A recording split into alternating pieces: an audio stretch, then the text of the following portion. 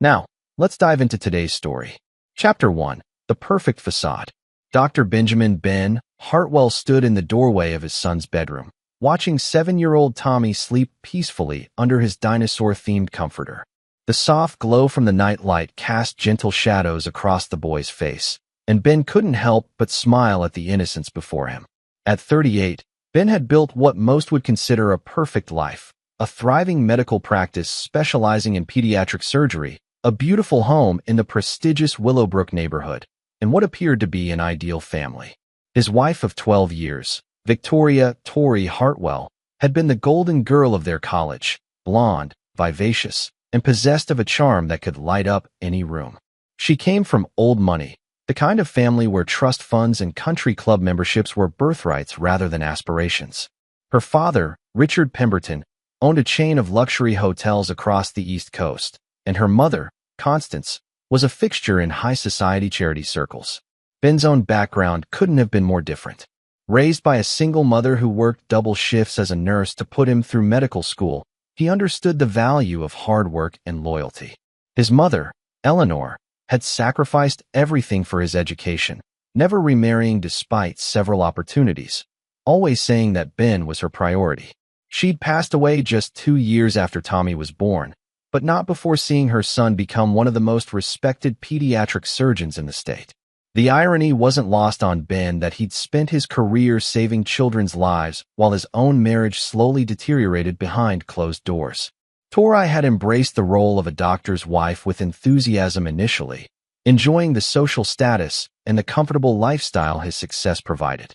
She'd thrown herself into charity work, particularly with the Children's Hospital Foundation, where she organized galas and fundraising events that raised millions. But somewhere along the way, the shine had worn off. Ben noticed it first in small things, how she'd grown distant during their intimate moments, how she'd started taking longer girls' trips with friends, how she'd become increasingly critical of his long hours at the hospital. When he tried to discuss it, she'd deflect with her signature laugh and change the subject, always managing to make him feel like he was imagining things. Tommy stirred in his sleep, and Ben gently adjusted the blanket around his son's small frame. The boy was the light of his life, brilliant, curious, and blessed with Ben's analytical mind, but Tori's natural charisma. At 7, he could already read at a high school level and had an uncanny ability to understand complex concepts that amazed his teachers. Ben's phone buzzed softly. A text from Tori, running late at the charity planning committee. "Don't wait up. XOXO." He glanced at the clock, 11:47 p.m. The committee meetings usually ended by 9. Ben had stopped questioning these late nights months ago, telling himself he was being paranoid. After all, Tori's dedication to charity work was genuine. She'd helped raise over $2 million for the Children's Hospital in the past 3 years alone. Walking downstairs to his home office, Ben settled into his leather chair and opened his laptop. He had surgery scheduled for 6 a.m., a complex procedure on a 4-year-old with a rare heart defect. These cases required absolute focus, and Ben prided himself on never letting personal matters interfere with his professional responsibilities. As he reviewed the patient files, his mind wandered to the changes in his household. Their housekeeper, Mrs. Rodriguez, had started giving him sympathetic looks lately, and their gardener had made several comments about Mrs. Hartwell's friend, who'd been visiting during the day when Ben was at work. But Ben had dismissed these observations, choosing to focus on his practice and his son rather than pursue suspicions that might shatter the life they'd built. The house felt different when Tori wasn't there, quieter, but somehow more peaceful. Ben found himself appreciating these solitary moments more and more, time when he could simply exist without the constant undercurrent of tension that seemed to follow his wife lately. His phone rang, displaying the hospital's number. "Dr. Hartwell speaking." "Doctor, I'm sorry to call so late, but we have an emergency. A 6-year-old came in with internal bleeding from a car accident. The family specifically requested you." Ben closed his laptop without hesitation. "I'll be there in 20 minutes. As he grabbed his keys and headed for the door, he paused to check on Tommy one more time. The boy slept on, unaware that his father was about to save another child's life, while his own family slowly crumbled around him. Ben had no idea that in just a few weeks, everything he believed about his life would be shattered, and the man he thought he was would be replaced by someone far more dangerous than anyone could imagine. Chapter 2. The Other Man. 3 weeks later, Ben was leaving the hospital after a particularly challenging surgery when he spotted a familiar figure in the parking garage. Tori stood near a silver Porsche, engaged in what appeared to be an intense conversation with a man Ben didn't recognize. The stranger was tall, athletic, with the kind of casual confidence that came from never having to work for anything in his life. Ben instinctively stepped behind a concrete pillar, something primal in his gut warning him to observe rather than approach. The man's hand lingered on Tori's lower back as they talked, a gesture too intimate for mere friendship. When Tori laughed, that same musical laugh that had first attracted Ben in college, and leaned into the stranger's touch, Ben felt something cold settle in his chest. He watched as they kissed, not the quick peck of friends but the lingering, passionate embrace of lovers. The kiss lasted nearly 30 seconds, and when they broke apart, Tori's face held an expression Ben hadn't seen in years. Pure, unguarded happiness. Ben remained hidden until they drove away in separate cars, his medical training automatically cataloging details: the man's license plate, his approximate height and build, the expensive watch on his wrist, the way he moved with the entitled swagger of someone who'd never faced real consequences. That evening, Tori came home with shopping bags from high-end boutiques, humming softly as she prepared dinner. "How was your day, honey?" she asked, kissing Ben's cheek with lips that had kissed another man just hours before. "Long surgery. Successful, though." Ben watched her face carefully, searching for any sign of guilt or deception. He found none, only the same practiced smile she'd been giving him for months. "That's wonderful. I'm so proud of what you do." She moved around the kitchen with unusual energy, practically glowing. "Oh, I picked up that wine you like. I thought we could have a nice dinner together for once." It took Ben 3 days of careful investigation to identify the man. Dr. Ryan Hutchfield, age 36, a plastic surgeon with a practice in the city's most exclusive district. His clientele included celebrities, politicians' wives, and anyone with enough money to afford his services. Unlike Ben, who had earned his position through merit and sacrifice, Ryan came from a medical dynasty. His father and grandfather had both been renowned surgeons, and Ryan had inherited not just their practice, but their considerable wealth. Ben discovered that Ryan specialized in what he called discretionary procedures, cosmetic surgeries that weren't medically necessary, but fed the vanity of wealthy clients. His social media showed a lifestyle of luxury cars, exotic vacations, and charity galas where he posed with the same social elite that Tori moved among. The deeper Ben dug, the more he understood the attraction. Where Ben offered stability and genuine love, Ryan offered excitement and unlimited indulgence. He owned a yacht, a vacation home in the Hamptons, and moved in circles where money was never a consideration. Ben hired a private investigator, a former police detective named Lisa Garrett, who specialized in discreet surveillance. Her report, delivered a week later, contained photographs and documented evidence of a year-long affair. Hotel receipts, restaurant charges, even vacation trips that coincided with Tori's girls' weekends. "They're not being particularly careful," Lisa noted during their meeting at a coffee shop across town. "It's like they think they're untouchable." Ben studied the photographs with the same clinical detachment he brought to medical charts. Tori and Ryan at expensive restaurants, walking hand in hand through Central Park, embracing on the balcony of a hotel room. In every image, Tori looked radiant, more alive than she'd appeared in years of their marriage. "There's more," Lisa continued, sliding another folder across the table. "Ryan's got a reputation. This isn't his first affair with a married woman. In fact, he seems to prefer them.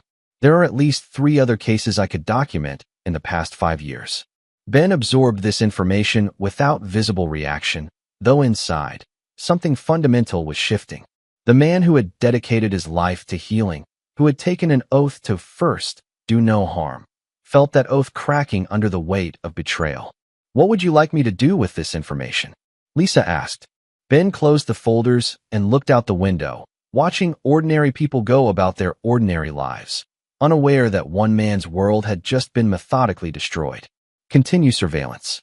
I want to know everything. Their patterns, their meeting places, their plans. Everything." That night, Ben sat in his study long after Tori had gone to bed, staring at the photos spread across his desk. Tommy's school picture sat beside them, a reminder of what was truly at stake. His son deserved better than a mother who could lie so effortlessly and a father who might have been too trusting to protect him. Ben had always prided himself on being a man of science, someone who approached problems logically and methodically. As he began making notes in a leather journal, documenting dates, patterns, and observations, he realized he was approaching this situation the same way he approached a complex surgery. First, you assess the full extent of the damage. Then, you plan your procedure with precision. Finally, you execute with steady hands and absolute conviction. The only difference was that this time, Ben wasn't planning to save a life. Chapter 3. The Fever. 2 months after discovering Tori's affair, Ben had developed a routine of careful observation and meticulous documentation. He'd learned that Wednesday evenings were reserved for Ryan, disguised as book club meetings. Saturday afternoons were 4 shopping trips that ended at Ryan's penthouse apartment. Sunday brunches with the girls were actually extended rendezvous at expensive hotels outside the city. Tommy remained blissfully unaware of the tension, though Ben noticed his son had started asking why Mommy was always going out. Ben deflected these questions with the same skill Tori used to deflect his own concerns, but each innocent inquiry from his 7-year-old son added another layer to Ben's growing resolve. On this particular Friday evening, Ben was reviewing surgical notes when he heard Tommy crying upstairs. He found his son curled in bed, his small body trembling with fever. "Daddy, I don't feel good," Tommy whispered, his voice weak and raspy. Ben immediately shifted into physician mode, checking Tommy's temperature with a digital thermometer. The reading made his blood run cold, 104.2 degrees Fahrenheit. This wasn't just a childhood fever. This was dangerous territory that required immediate medical attention. "Where's Mommy?" Tommy asked as Ben gathered him in his arms. "She's at Mrs. Patterson's party, remember?" Ben said, though he knew exactly where Tori really was. Lisa's latest report had confirmed that Friday nights were now part of the affair schedule, with Tori and Ryan meeting at an upscale wine bar downtown. Ben called Tori's cell phone while simultaneously assessing Tommy's condition. The fever was accompanied by a rash on his torso and neck stiffness, symptoms that could indicate anything from a severe infection to something as serious as meningitis. "Ben, what's wrong?" Tori's voice carried the background noise of laughter and clinking glasses. "Tommy has a fever of 104. I need to get him to the hospital now. Can you meet us there?" There was a pause, then Tori's laugh, but not the one meant for him. "He's manipulating us for attention," she said, clearly addressing someone else. "Let him sweat it out." Ben's hand tightened on the phone. "Tori, this is serious. He needs—" "Oh, please, Ben. You're always so dramatic about every little sniffle. It's probably just a cold. Give him some children's Tylenol, and he'll be fine in the morning. His temperature is 104 degrees. That's not a cold.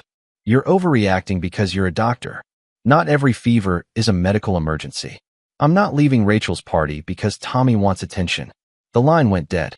Ben stared at the phone for a moment, processing what had just happened. His wife, Tommy's mother, had just dismissed their son's serious medical condition so she could continue her evening with her lover.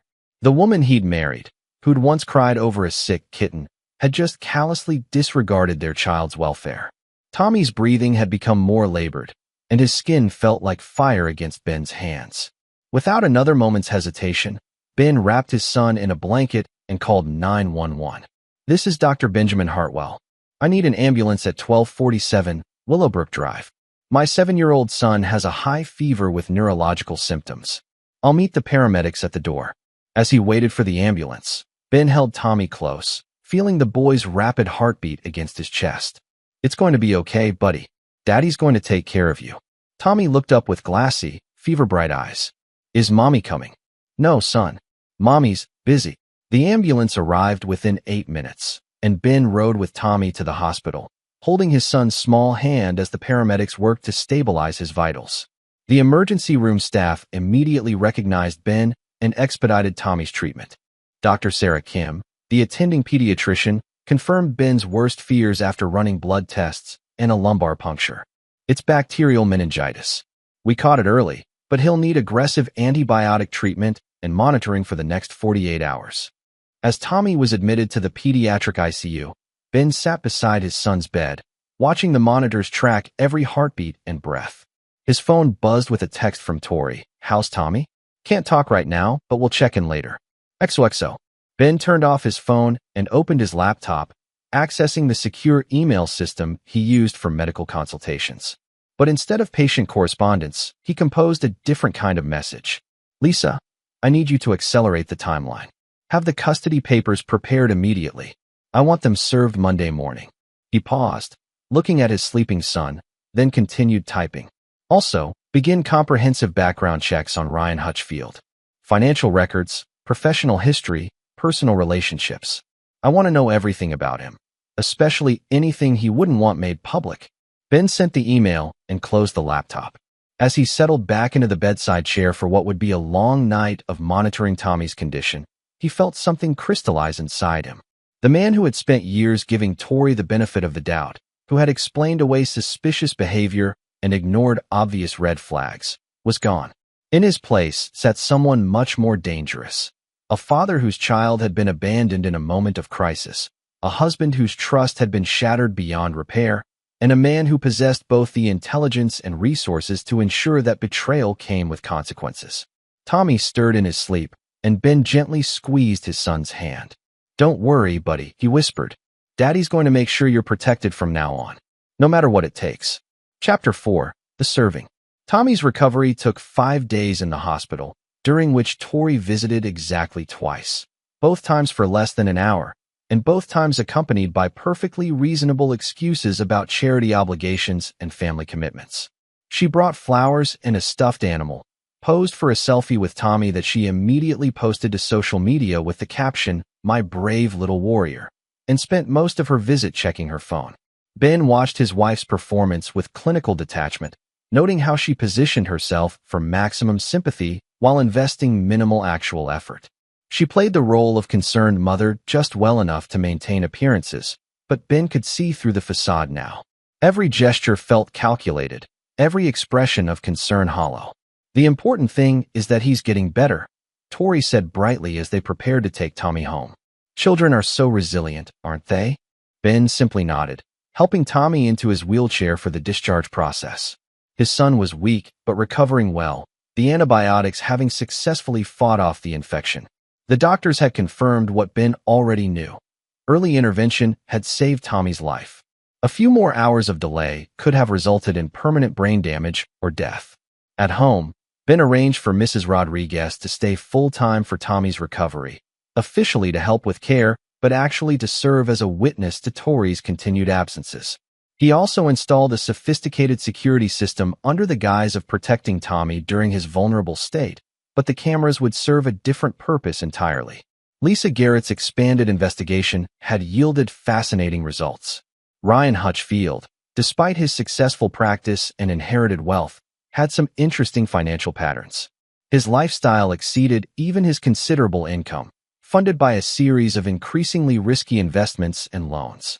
More intriguingly, he had a history of targeting wealthy married women, often receiving gifts from them in the form of expensive jewelry, cars, and even real estate investments.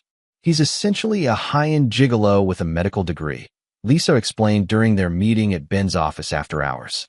"He uses his professional status to access wealthy social circles, then cultivates relationships with married women who have access to substantial assets." Ben studied the financial records spread across his desk. "How many others?" "At least 6 that I can document. The pattern is always the same. Charm offensive, luxury experiences, then gradually increasing financial entanglements. The women usually leave their husbands and transfer significant assets to Ryan, either directly or through joint investments. And after the divorces?" Lisa's smile was grim. "Ryan gets bored remarkably quickly once the challenge is gone. The average relationship lasts about 8 months post-divorce." Ben absorbed this information while reviewing photographs from Ryan's social media accounts. The man documented his lifestyle obsessively: expensive dinners, luxury vacations, designer clothing, high-end cars. In many photos, Ben could see jewelry and accessories that he now recognized as items Tori had claimed to purchase for herself. "There's something else," Lisa continued. "I've been monitoring their communications. They're planning something for this Sunday. She handed Ben a printed transcript of text messages between Tori and Ryan, obtained through methods Ben didn't want to know about. The conversation revealed plans for Tori to attend Sunday brunch at the Willowbrook Country Club with the girls, but the real plan involved Ryan meeting her there. They'd apparently reserved a private dining room to discuss their future together. Ben read the messages twice, his jaw tightening with each exchange. They discussed him with casual contempt, referring to him as the obstacle, and joking about his devotion to his work. Ryan had written, "Once the divorce is final, we can travel anywhere. Your husband's money will last us years." Tori's response was even worse. "Tommy will adjust. Children are adaptable." And Ben's so focused on his patience, he probably won't even notice we're gone half the time. Ben set down the papers and looked out his office window at the city skyline, lights twinkling in the distance like stars. Somewhere out there, his wife was probably with her lover right now, planning a future that involved discarding him and minimizing Tommy to convenient weekend visits. "When do you want the papers served?" Lisa asked. Ben checked his calendar. Sunday brunch at the country club would be perfect. Maximum witnesses, maximum humiliation. Tori valued her social standing above almost everything else. Having her serve divorce papers in front of her entire social circle would be devastating. Sunday at 11 a.m. The country club's main dining room. And the custody filing? Ben had spent considerable time crafting this strategy with his attorney, David Ross, one of the state's most ruthless family law specialists. The custody petition wouldn't just seek primary custody. It would seek sole custody based on documented abandonment and neglect. The medical records from Tommy's hospitalization, combined with witness testimony about Tori's absence during the medical emergency, would paint a damning picture of parental abandonment. File for sole custody. Include the medical records, the timeline of her absences during Tommy's illness, and Mrs. Rodriguez's statement about Tori's negligence. Lisa nodded, making notes. "Ross says you have a strong case. Abandoning a child during a medical emergency while engaging in an extramarital affair doesn't play well with family court judges." Ben stood and walked to his window, watching the late evening traffic flow through the city streets below. Each car contained people living their lives, pursuing their dreams, loving their families. Most of them would never experience the kind of betrayal that had shattered his world. But Ben was learning that betrayal, properly handled, could be transformed into something else entirely. The rage he'd felt initially had crystallized into something colder and more focused. A determination to ensure that actions had consequences and that people who abandoned their responsibilities faced appropriate penalties. "There's one more thing I want you to do," Ben said without turning around. "I want comprehensive surveillance of Ryan's apartment this weekend. If they're planning their future together, I want to know exactly what that future looks like." As Lisa gathered her materials and prepared to leave, Ben remained at the window, already planning his next moves. The serving of papers would be just the beginning. Tori and Ryan had made the mistake of underestimating him, of viewing him as a predictable obstacle to be circumvented rather than an adversary to be respected. They were about to learn the difference.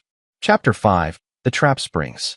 Sunday morning arrived with the kind of crisp autumn weather that made the Willowbrook Country Club's terrace dining room particularly popular. Ben knew this because he'd spent years attending charity events there with Tori, watching her work the room with practiced charm while he made polite conversation with other husbands who shared his outsider status in this world of inherited privilege. Tommy was feeling much better, though still weak enough to require careful monitoring. Ben had arranged for Mrs. Rodriguez to stay with him, officially for care, but actually to ensure witness protection of his son during what was about to unfold. "Can we go to the park later, Daddy?" Tommy asked over breakfast, his appetite finally returning to normal. "Maybe tomorrow, buddy. Daddy has some important business to take care of today." Tori breezed into the kitchen at 10:30, dressed in a cream-colored designer dress that Ben now realized had probably been purchased with Ryan's tastes in mind. Her hair was styled in loose waves, and she wore the diamond earrings he'd given her for their 10th anniversary. Ironic jewelry for infidelity. "I'm heading to brunch with the girls," she announced, kissing Tommy's forehead and Ben's cheek with practiced efficiency. "We're planning the Christmas charity auction, so I might be late." "Take your time," Ben said mildly. "I'll be here with Tommy." He watched through the kitchen window as Tori drove away in her white BMW, heading toward a collision she couldn't imagine. Lisa's surveillance team was already in position at the country club, and the process server was waiting for the signal. At 11:15, Ben's phone buzzed with a text from Lisa. Package delivered. Ben found himself curious about the exact moment of impact, so he'd asked Lisa to provide a detailed account. The report came through an hour later, and Ben read it while sitting in his study, Tommy napping safely upstairs under Mrs. Rodriguez's watchful eye. Tori had arrived at the country club at 10:45, immediately heading to the private dining room where Ryan was waiting with champagne and strawberries.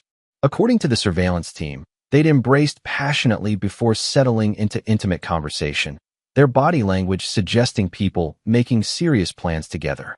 At exactly 11 o'clock, a professional process server named Michael Torres had approached their table. He was a former Marine who specialized in high-stakes service situations and had no patience for drama or delays. Victoria Hartwell? Tori had looked up from her champagne flute, probably assuming he was club staff. Yes. You've been served. Torres placed the legal documents beside her plate with military precision. Divorce and custody papers. Have a good day. The surveillance team, positioned strategically throughout the dining room, had documented Tori's reaction in detail. According to their report, she'd gone completely white, staring at the papers as if they might disappear. Ryan had immediately grabbed the documents, scanning them quickly before his face took on what Lisa described as the expression of a man realizing he'd miscalculated badly. But the real drama had unfolded as other diners began to notice the commotion.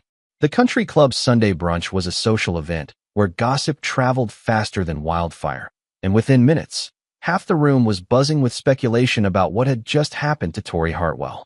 According to witness accounts that would later prove useful in court, Tori had stood abruptly, knocking over her champagne glass, and began shouting that this was a mistake and harassment. Ryan had tried to calm her down, but his efforts only drew more attention to their table and their obvious intimate relationship. The scene had culminated with Tori storming out of the dining room while Ryan followed, both of them running a gauntlet of raised eyebrows and knowing looks from the cream of Willowbrook society.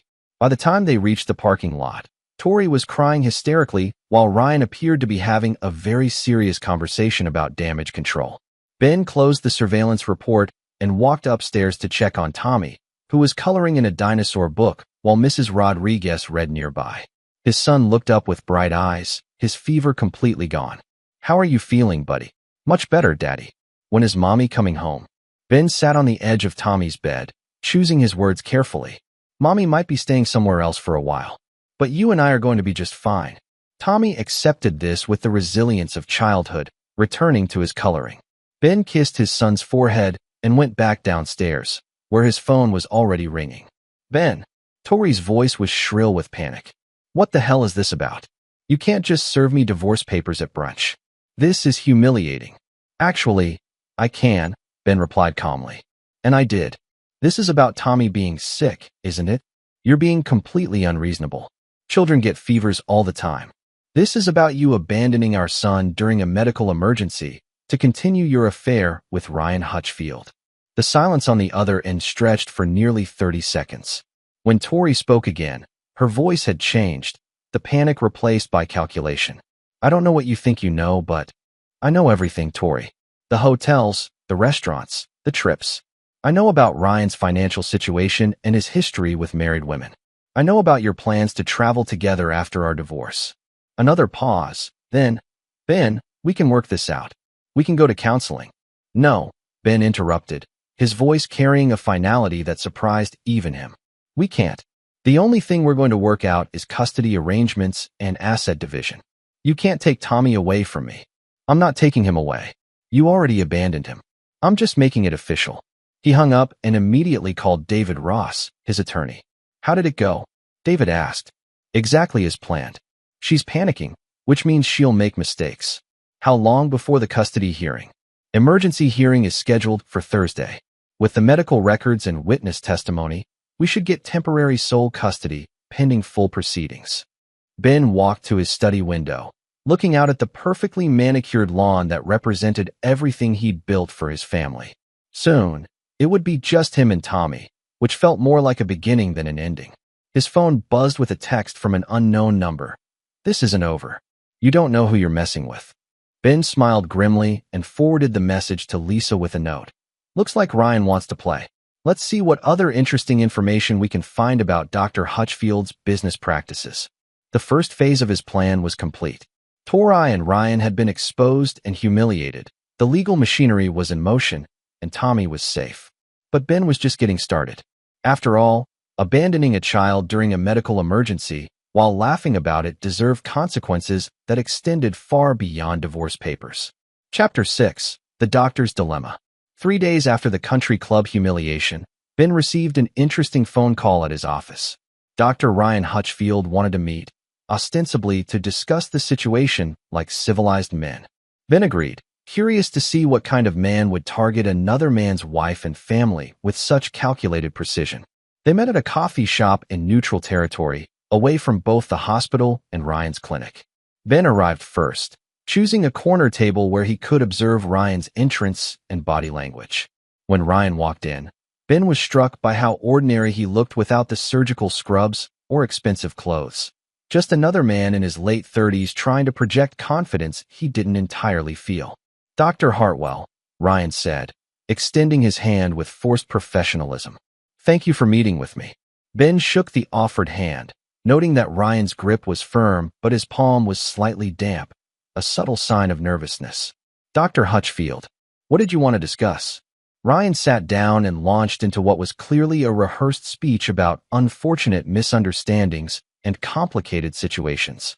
He painted himself as a man who had simply fallen in love, emphasizing his genuine feelings for Tori while carefully avoiding any acknowledgement of the damage he'd helped cause. I understand you're upset, Ryan said, his tone suggesting he viewed Ben as an unreasonable obstacle rather than a wronged husband. But Tori and I didn't plan for this to happen. Sometimes people just connect. Ben listened without expression, cataloging every word and gesture. Ryan was performing, trying to establish himself as the reasonable party while positioning Ben as an overly emotional husband who couldn't accept that his marriage was over. What exactly are you proposing? Ben asked. A civilized divorce. Tori gets reasonable custody of Tommy, you get a fair division of assets, and we all move forward with our lives. No need for public drama or ugly court battles. Ben almost laughed. The audacity was breathtaking. Ryan was essentially asking Ben to facilitate his own destruction while making it as convenient as possible for the people who had betrayed him. And if I don't agree to your definition of reasonable? Ryan's mask slipped slightly, revealing something harder underneath. Look, I understand you're angry, but you should know that Tori and I are serious about our future together. Fighting this will only hurt Tommy in the long run. You're threatening me? I'm explaining reality. Ryan leaned forward, his voice dropping. I have resources, connections, and influence in this city. Tori comes from one of the most prominent families in the state. If you try to make this difficult, you'll find yourself fighting battles you can't win. Ben studied Ryan's face, noting the way his eyes had hardened and his posture had shifted from supplicant to predator. This was the real Ryan Hutchfield, not the charming doctor or devoted lover, but a man who viewed other people as obstacles to be overcome or assets to be acquired. Interesting, Ben said mildly. And how exactly would you make things difficult for me? Ryan smiled, the expression cold and calculating. Hospital board members talk to each other. Wealthy patients have choices about which surgeon to trust with their children. Medical licenses require peer review for renewal. There are many ways a physician's career can be impacted by questions about their personal judgment and stability. The threat was clear: cooperate or face professional sabotage. Ryan was essentially promising to destroy Ben's career if he didn't agree to terms that would allow the affair to transition smoothly into a new marriage. Ben nodded slowly, as if considering this information seriously. I see. And you believe you have the influence to make this happen? I know I do. Ben pulled out his phone and opened the voice recording app he'd started when Ryan sat down. Could you repeat that last part? About using your influence to damage my medical career if I don't cooperate with your demands. Ryan's face went pale as he realized what had just happened. You were recording me? Public place, no expectation of privacy. Perfectly legal. Ben stopped the recording and saved it. You just threatened to use professional sabotage as leverage in a custody dispute. That's extortion, Dr. Hutchfield. Ryan started to speak, but Ben held up a hand. Here's what's actually going to happen, Ben continued, his voice never rising above conversational level. You're going to stay away from my wife and my son. You're going to end your relationship with Tori immediately. And you're going to pray that the state medical board doesn't receive an anonymous complaint about a plastic surgeon who uses professional threats to manipulate custody cases. You can't prove anything. Ben smiled for the first time during their conversation. I don't need to prove anything to file a complaint. I just need reasonable suspicion of unethical behavior. The investigation that follows will be thorough. He leaned back in his chair, watching Ryan process this new reality. You see, Doctor, you made two critical errors. First, you assumed I was just another cuckolded husband who would roll over to avoid embarrassment. Second, you threatened my ability to save children's lives.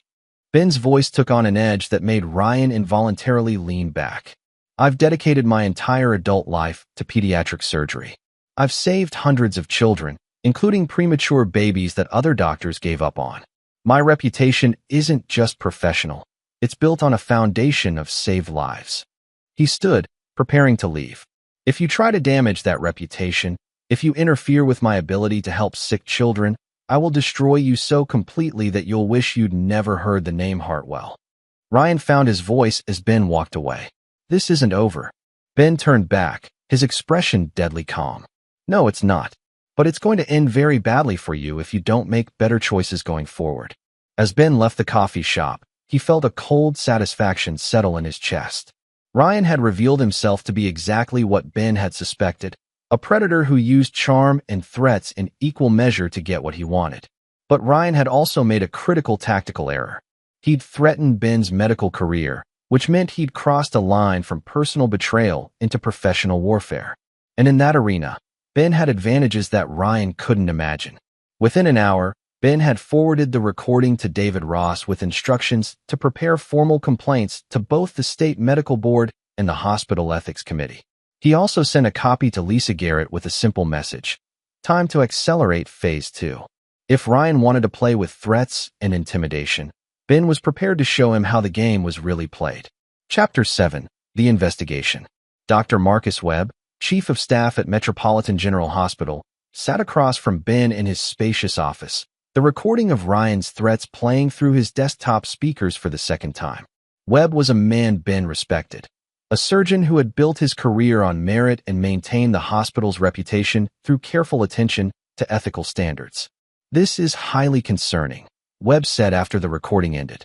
Dr. Hutchfield is suggesting he can influence medical board decisions and peer reviews. That implies either corruption or delusional overconfidence. Ben had carefully chosen to approach Webb first, knowing that any formal complaint would carry more weight coming from the chief of staff than from someone who might be seen as seeking revenge.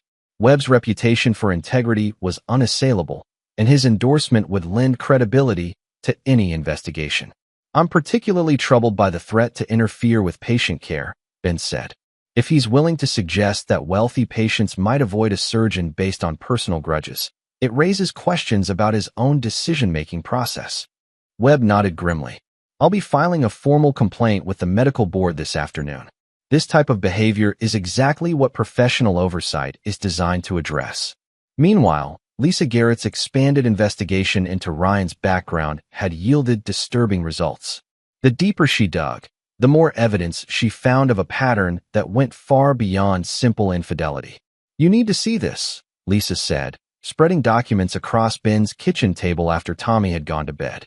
Ryan's not just targeting wealthy married women. He's systematically defrauding them. The financial records painted a picture of sophisticated manipulation. Ryan would begin relationships with married women from wealthy families, gradually gaining their trust and eventually convincing them to make joint investments in his various business ventures. These investments were always structured to give Ryan effective control while putting the women's assets at risk. Look at this, Lisa pointed to a series of bank transfers. Patricia Mayfield, divorced from her husband last year after a 2-year affair with Ryan. She invested $800,000 in his medical spa venture. 6 months after the divorce was final, the business declared bankruptcy and she lost everything. Similar patterns emerged with other women.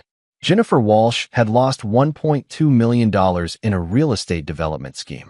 Sandra Chun had invested her entire inheritance in Ryan's attempt to franchise his plastic surgery practice.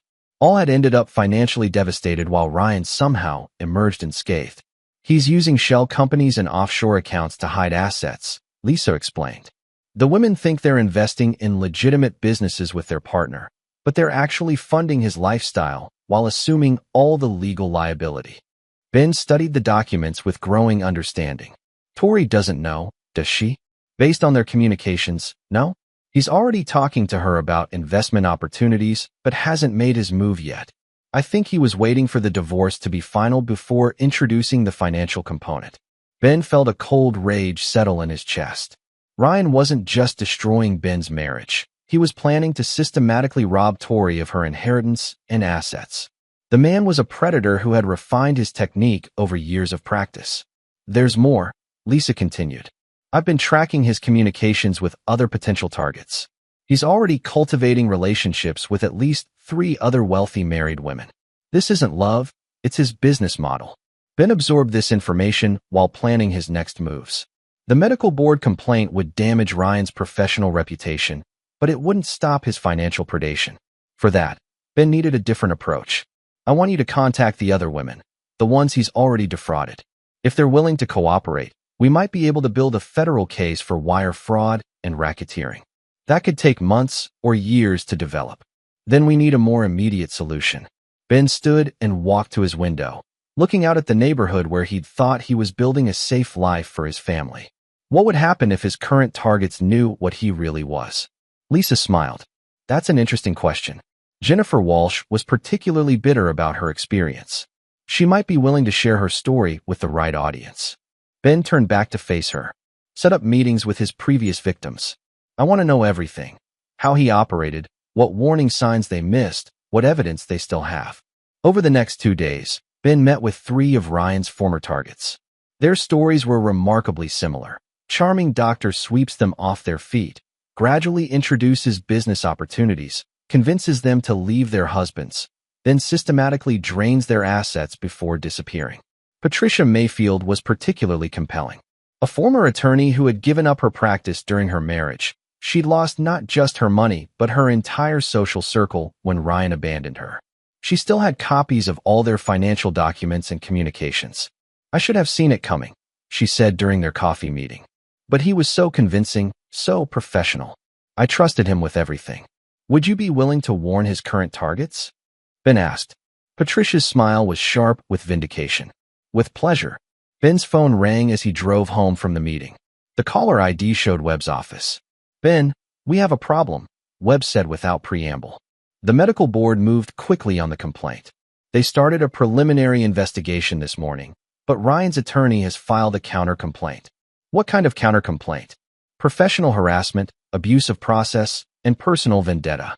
He's claiming you're using your position and reputation to orchestrate a campaign of professional destruction because you can't accept that your wife chose someone else. Ben pulled over to focus on the conversation. Do they have any evidence? That's just it, they do. Someone's been feeding them information about your investigation, your meetings with his former associates, even details about your surveillance activities. Ben felt a chill run down his spine. Someone's watching me. It appears so. Ben, you need to be very careful here. If they can prove you've been conducting a personal vendetta using professional channels, it could backfire spectacularly.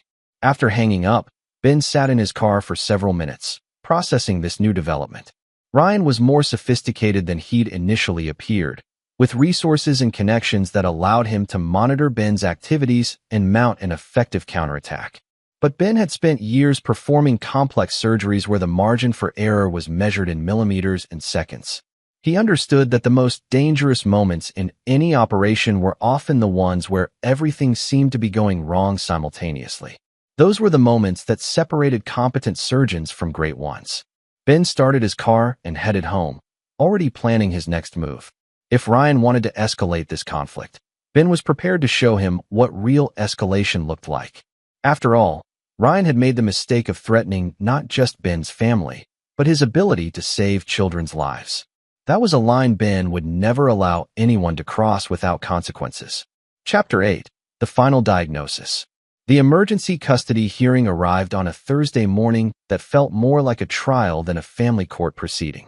Ben sat beside David Ross, watching Tori enter the courtroom with her own attorney, a high-powered family law specialist named Catherine Wild, who normally charged $800 an hour and had a reputation for aggressive tactics. Tori looked polished and composed, wearing a conservative navy dress and minimal jewelry. She'd clearly been coached on how to present herself as a devoted mother who was being unfairly attacked by a vindictive husband. Ryan wasn't present, having been advised that his appearance would only complicate matters. Judge Helen Morrison was known for her no-nonsense approach to family law and her particular sensitivity to cases involving child welfare. She reviewed the preliminary documents with careful attention before calling the proceeding to order. This is an emergency hearing for temporary custody, pending full divorce proceedings, Judge Morrison began. Dr. Hartwell is seeking sole custody based on allegations of child abandonment and neglect. Mrs. Hartwell is requesting joint custody with standard visitation arrangements. David Ross presented Ben's case methodically, starting with the medical records from Tommy's hospitalization. The documentation was damning. A 7-year-old boy with bacterial meningitis whose mother had refused to come to the hospital because she was at a party. Your Honor, David said, the medical records show that Tommy Hartwell was admitted with a life-threatening condition that required immediate treatment. Dr. Hartwell attempted to contact his wife multiple times, but she refused to leave her social engagement. He played the recording Ben had made of their phone conversation, Tori's voice echoing through the courtroom. He's manipulating us for attention. Let him sweat it out. Judge Morrison's expression darkened as she listened to a mother dismissing her child's medical emergency. When the recording ended, she turned to Catherine Wild. Counselor, how does your client respond to this evidence? Catherine stood with practiced confidence. Your Honor, Mrs. Hartwell was attending a charity function for the Children's Hospital Foundation, ironically, an event dedicated to helping sick children. She had no way of knowing the severity of Tommy's condition, and Dr. Hartwell has a documented history of being overly anxious about minor illnesses. It was a reasonable defense, but David was ready with his counterattack. He presented testimony from Mrs. Rodriguez detailing Tori's frequent absences and lack of involvement in Tommy's daily care. He showed evidence of the affair, including hotel receipts and restaurant charges that coincided with times when Tommy was ill or needed parental attention. The most damaging evidence came from the private investigator's surveillance footage. Video showed Tori leaving the country club Sunday brunch in tears after being served, but also captured her returning to Ryan's apartment that same evening, apparently having recovered from her distress remarkably quickly. Your Honor, David continued, this footage was taken 3 days after Mrs. Hartwell's son was hospitalized with a life-threatening illness. Rather than focusing on his recovery, she was continuing her extramarital relationship. Judge Morrison studied the evidence carefully before turning to Tori. Mrs. Hartwell, I'm going to ask you directly, when your son was hospitalized with bacterial meningitis, why did you choose not to go to the hospital? Tori stood, her composure beginning to crack under the judge's direct stare. Your Honor, I was told it was just a fever. My husband tends to be dramatic about medical issues. I thought he was overreacting. Your husband is a pediatric surgeon, Mrs. Hartwell. When a pediatric surgeon tells you that your child has a 104-degree fever and needs emergency care, do you typically dismiss that as overreacting? No, Your Honor. I made an error in judgment. Judge Morrison's next question cut to the heart of the matter. Mrs. Hartwell, are you currently in a romantic relationship with Dr. Ryan Hutchfield? Catherine Wild started to object, but Tori answered before her attorney could intervene. Yes, Your Honor. And how long has this relationship been ongoing? Tori glanced at her attorney, who nodded reluctantly. Approximately 14 months. So you began this relationship while married to Dr. Hartwell and while Tommy was 6 years old? Yes, Your Honor. Judge Morrison made notes before addressing both attorneys. I'm going to recess for 30 minutes to review the evidence. When we return, I'll render my decision on temporary custody. During the recess, Ben watched Tori confer intensely with her attorney. He could see the panic in her eyes as she finally understood that her actions had consequences beyond social embarrassment. When court reconvened, Judge Morrison's decision was swift and unambiguous. Based on the evidence presented, I find that Mrs. Hartwell abandoned her parental responsibilities during a medical emergency, prioritizing her personal relationship over her child's welfare. The medical records clearly show that Tommy Hartwell's condition was life-threatening and required immediate parental attention. She paused, looking directly at Tori.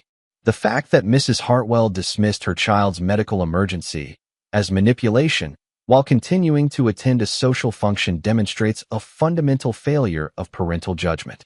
The judge's voice took on a harder edge. Furthermore, the evidence shows a pattern of neglect and prioritizing the extramarital relationship over parental responsibilities. In 14 months of adultery, Mrs. Hartwell apparently never considered the impact on her 7-year-old son. Judge Morrison's final ruling was devastating for Tori. Temporary sole custody is awarded to Dr. Hartwell. Mrs. Hartwell will have supervised visitation rights 2 afternoons per week, pending psychological evaluation and completion of parenting classes. As the gavel fell, Ben felt a mixture of relief and grim satisfaction. Tommy would be safe, protected from a mother who had proven willing to abandon him when her personal desires conflicted with her parental duties. Tori burst into tears as the reality hit her. She had lost her son because she had chosen her lover over her child during a medical emergency. Catherine Wilde immediately announced their intention to appeal, but everyone in the courtroom knew that the evidence was too damning to overcome. As they left the courthouse, David Ross pulled Ben aside. The full divorce proceedings will take several months, but with this custody ruling, you're in a very strong position. Tori's going to have to accept whatever settlement terms we offer. Ben nodded, but his mind was already moving beyond the legal victory. The custody battle was won, but Ryan Hutchfield was still out there, still targeting other women, still using his medical credentials to facilitate financial fraud. That evening, Ben sat in Tommy's room as his son prepared for bed, reading from a book about dinosaurs. Tommy seemed happier and more relaxed than he'd been in months, apparently sensing that his world had become more stable. "Daddy, are you and Mommy getting divorced?" Tommy asked with the directness that only children possessed. "Yes, buddy, we are. Will I still see Mommy?" "Sometimes, but you're going to live with me." Tommy considered this seriously. "Okay, will you still save other kids at the hospital?" "Always," Ben promised, kissing his son's forehead. "I'll always be there to help sick children get better."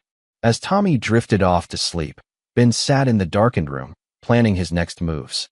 The custody battle was over, but Ben's war with Ryan Hutchfield was just beginning. After all, abandoning a child during a medical emergency while laughing about it deserved consequences that extended far beyond losing custody. Ryan had threatened to destroy Ben's ability to save children's lives. Now Ben was going to show him what happened when someone made that kind of threat against a man who had nothing left to lose except his son and everything necessary to protect him. Chapter 9. The Surgeon's Precision. 6 months after the custody hearing, Ben stood in the observation deck overlooking Operating Room 3, watching Dr. Ryan Hutchfield perform what would be his final surgery at Metropolitan General Hospital. The irony wasn't lost on Ben that Ryan was performing a rhinoplasty, cosmetic surgery, while Ben had just finished a 6-hour operation to remove a brain tumor from a 9-year-old girl. The state medical board's investigation had concluded 3 weeks earlier with a devastating report. Ryan's professional conduct was found to be grossly unethical, and his medical license was suspended pending a full disciplinary hearing. The evidence had been overwhelming. Recorded threats against a colleague, documented financial fraud against patients, and a pattern of professional misconduct spanning several years. But the medical board's action was only the beginning of Ryan's problems. Lisa Garrett's investigation had evolved into something far more comprehensive than either she or Ben had originally envisioned. Working with Patricia Mayfield and 2 other victims, they had assembled a federal case that painted Ryan as the center of a sophisticated fraud operation targeting wealthy women throughout the region. The FBI had raided Ryan's offices and frozen his assets 3 days ago. The charges included wire fraud, money laundering, and racketeering under the RICO Act. If convicted on all counts, Ryan faced up to 30 years in federal prison. Ben watched through the glass as Ryan struggled to maintain his composure while performing surgery under the watchful eyes of hospital administrators. Word of the federal charges had spread quickly through the medical community, and Ryan's reputation was in ruins. His wealthy patients had abandoned him, his colleagues avoided him, and his practice was collapsing. "Impressive work," a voice said behind Ben. He turned to find Dr. Marcus Webb approaching with 2 cups of coffee. The chief of staff handed one to Ben and joined him at the observation window. "The board's investigation?" Webb shook his head. "All of it. The way you documented everything, built your case methodically, never let emotion compromise your judgment.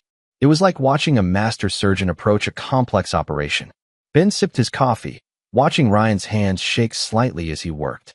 "He made it easy by being exactly what I thought he was." "Tori's not doing well, I hear." It was true.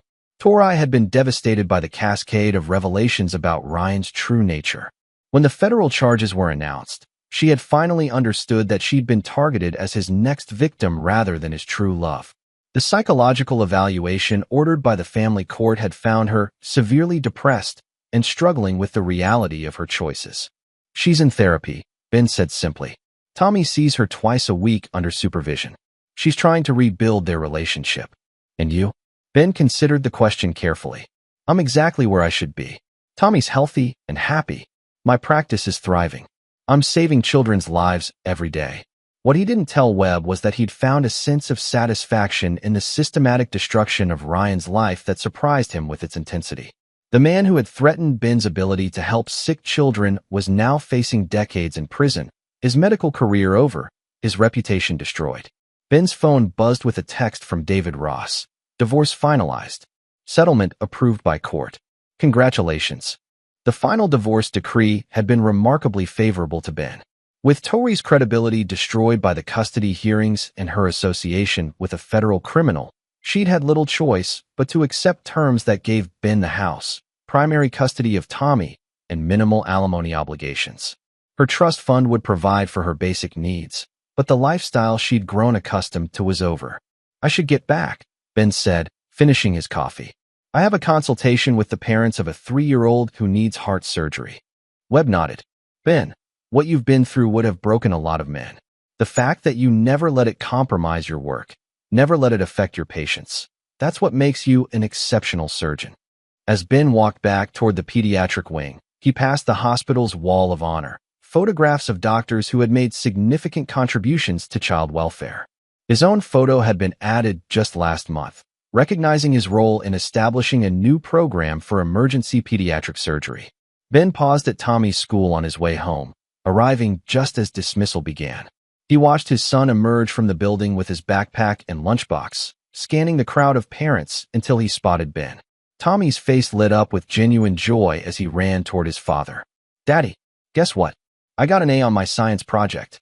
Ben lifted Tommy into a hug, feeling the solid weight of his son in his arms. "That's wonderful, buddy. What was your project about?" "How doctors save people. I told everyone about what you do." As they walked to the car together, Tommy chattering excitedly about his school day, Ben reflected on the journey that had brought them to this point. The betrayal that had nearly destroyed his family had ultimately made them stronger. Tommy was thriving with the stability and attention he deserved, and Ben had learned that he was capable of protecting what mattered most to him with a ruthlessness that surprised even himself. His phone rang as they drove home. The caller ID showed the hospital's number. "Dr. Hartwell speaking." "Doctor, we have an emergency. A 5-year-old came in with internal injuries from a fall. The family specifically requested you."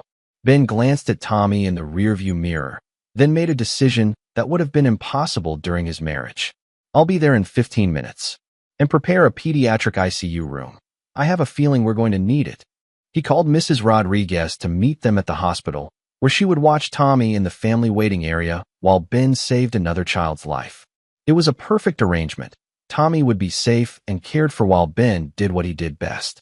As they pulled into the hospital parking garage, Ben realized that he'd found something better than the life he'd lost. He had his son, his calling, and the absolute certainty that he would never again allow anyone to threaten either. Ryan Hutchfield was facing federal prison, his medical career destroyed, and his reputation in ruins. Tori was alone, struggling with the consequences of choices that had cost her everything that mattered. Both had learned that betraying Dr. Benjamin Hartwell came with prices they couldn't afford to pay. Ben Hartwell had become exactly what the situation required, a man who protected what mattered most to him with surgical precision and absolutely no mercy for those who threatened his family. And that man was just getting started.